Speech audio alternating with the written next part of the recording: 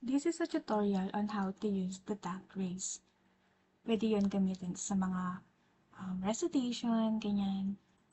So, dito, first step is click lang natin yung search bar and then type tag raise.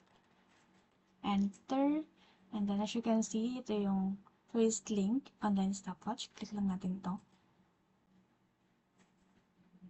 So, etong game na to is pwede siya kahit hindi ka mag-sign in or kahit hindi ka naka-login or kahit hindi ka naka-premium dahil free lang to.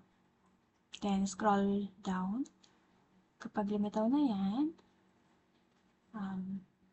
click lang natin tong go full screen. And then, dito sa may side nito, sa taas, meron dito nakasulat na super full screen. Click lang natin ulit to. Ayan. So, para malaki na siya.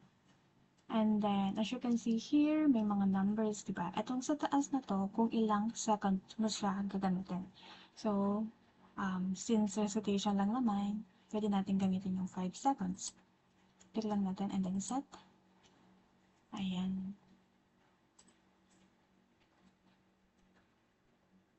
And then, kapag back natin, ayan.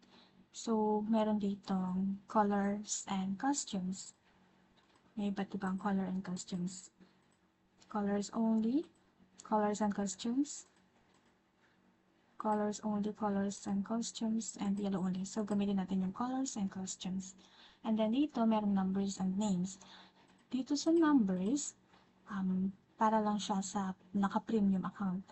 So, since free lang yung gagamitin natin, dito tayo sa names. Edit list. So, dito natin ilalagay yung mga name ng ating students.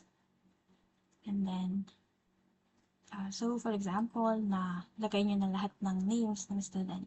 And then, click the done button. And to start, click mo lang tong set.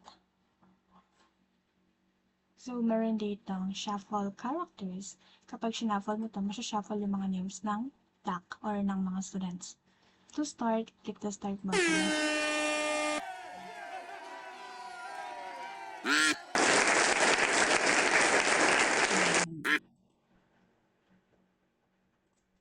So, raise again. Ayan, ulit-ulit lang siya. Ganun lang po.